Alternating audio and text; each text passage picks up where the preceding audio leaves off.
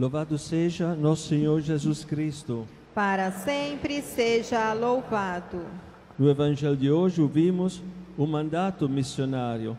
Jesus que diz: portanto, ide e fazei discípulos meus todos os povos, batizando-os em nome do Pai e do Filho e do Espírito Santo. Eis aqui a Santíssima Trindade, o Pai, o Filho e o Espírito Santo. O Pai é eterno, o eterno Pai, mas o Filho é eterno, é o eterno Filho. E o Espírito Santo é coeterno ao Pai e ao Filho. Então quer dizer o quê?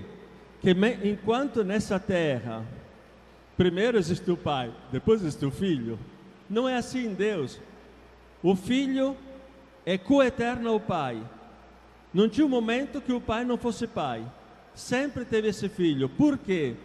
Porque o Filho é gerado na mente do Pai, aquilo que o Pai conhece de si mesmo, a ideia que concebe de si, infinitamente perfeita, se conhecendo. Esse é o Filho, que é a imagem do Pai, infinitamente perfeita. Tudo aquilo que está no Pai, está no Filho.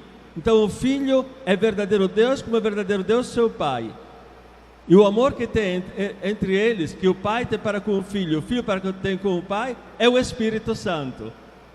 Tão infinitamente perfeito, tão divino, contém em si todas as perfeições, incluída a perfeição da personalidade. É pessoa divina, terceira pessoa da Santíssima Trindade, um só Deus. Então Deus é diversidade de pessoas, mas profundíssima, infinita unidade. Então Deus é comunhão de amor, é união de pessoas e uma só natureza divina. Então, qual é a lei da Santíssima Trindade? É que tem uma profunda unidade na diversidade.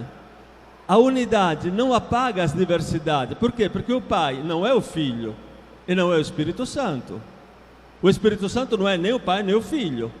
E o Filho não é o Espírito Santo nem o Pai. São três pessoas distintas, diferentes, não separadas, mas diferentes, distintas.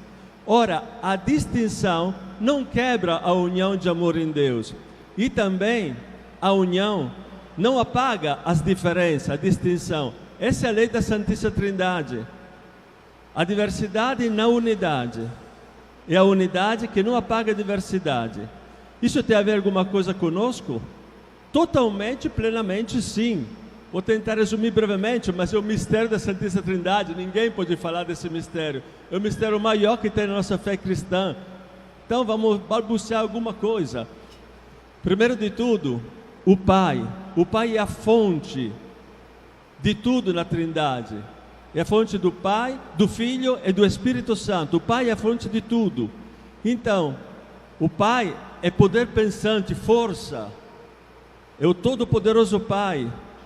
O Filho é o conhecimento que o Pai tem de si mesmo, perfeitamente igual ao Pai, com uma diferença, que o Filho é gerado e o Pai é gerante. A diferença é só essa. Então o Filho é a sabedoria do Pai. O Espírito Santo é o amor do Pai e do Filho. Então temos o quê? Que qualquer coisa que Deus Pai faça, a faz sempre com sabedoria, que é o seu Filho, e com amor, que é o Espírito Santo. Tudo aquilo que Deus faz com sabedoria e amor. Nada faz sem o seu Filho e sem o Espírito Santo.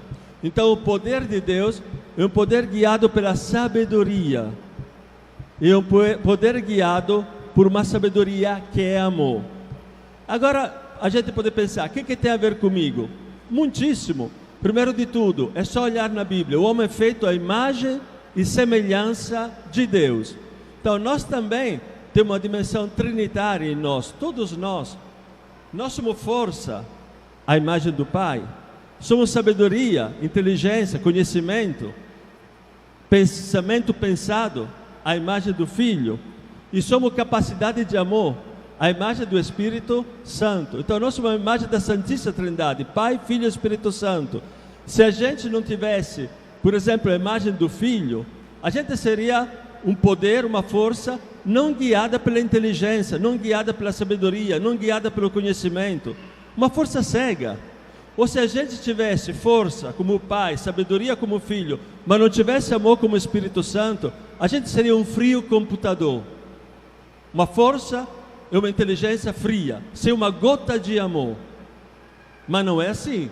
Nós somos força, sabedoria e amor. Essa é a imagem da Santíssima Trindade em cada um dos seres humanos. Verdadeiramente somos feitos à imagem e semelhança de Deus. Outro ponto, mas nós dissemos que na Santíssima Trindade tem uma unidade que não apaga as diversidades, e tem uma diversidade que não quebra a unidade. Então, também na nossa natureza humana, que somos feitos à imagem e semelhança de Deus, é assim. Então nós somos inclinados a uma união. Qual é a primeira união natural? É o casal, é a família. Então, no casal temos uma diversidade que é necessária, segundo a Bíblia, homem e mulher. Mas essa diversidade não tira, aliás, favorece uma profunda unidade. Então temos uma diversidade na unidade. É uma unidade que não apaga as diversidades. Só porque com a mulher e o homem unido, não é que apaga a diversidade dos dois. A diversidade fica. Um pensa do jeito masculino, o outro feminino, mas por amor une os dois pensamentos, as duas sensibilidades, e tem um enriquecimento dos dois. Ele se enriquece do pensamento dela e ela se enriquece do pensamento dele. Se unem. Nenhum dos dois tem que prevalecer sobre o outro, mas se unem, uma união de amor. Esse é o fruto divino do Espírito Santo. Os filhos também, entre eles, tem que ser com os pais uma união de amor. Isso não tira que o filho é o filho e os pais são pais, mas tem que ter uma união de amor. É assim também em todo o parentesco humano. Outro ponto, a sociedade. A gente é só se olhar nos rostos um com o outro, a cultura diferente, às vezes as raças diferentes. Então, somos diferentes um com o outro. Mas, no Espírito Santo, nós podemos e devemos realizar uma unidade no amor que não apaga as diferenças. Então, esse é o desafio, ser imagem e semelhança de Deus, quer dizer, ser unidos, mas, na verdade, isso é claro, e no amor. Não é o amor sem verdade, e nem uma verdade sem amor.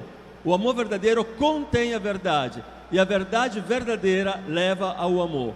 Então, nós também, na sociedade, devemos ser uma união de pessoas diferentes, uma diversidade unida na unidade do amor. Mas essa união do amor não tira as nossas diferenças, que no amor se torna um enriquecimento. Daí sai, por exemplo, o conceito de política.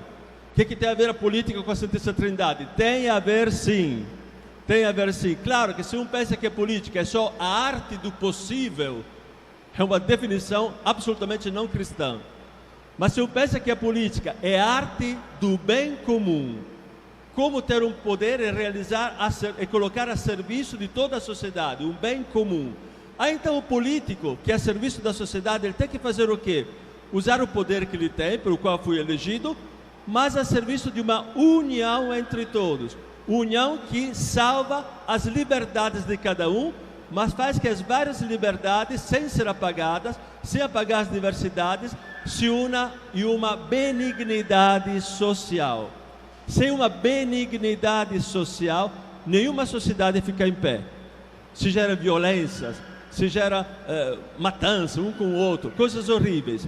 Então a lei da Santíssima Trindade é a unidade na diversidade. É uma diversidade que não apaga a unidade. Assim tem que ser na sociedade. Mas para lá ainda, assim tem que ser entre as nações.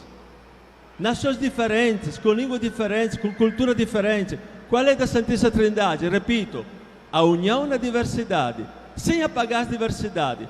Então o Brasil, a Itália, sei lá, qualquer nação da África, da China, nós devemos nos amar, ser unidos, não fazer guerra um ao outro, mas ver que as riquezas do pensamento, digamos, de um país africano, ou da Itália, ou da China, ou dos Estados Unidos, podem enriquecer a nós, e nós podemos enriquecer eles.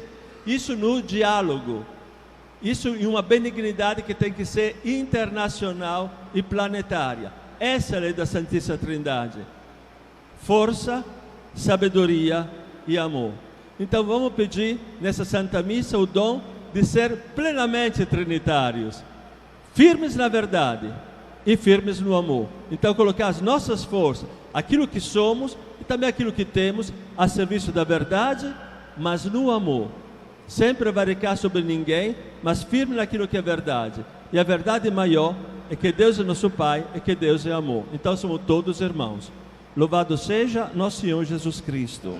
Para sempre seja louvado.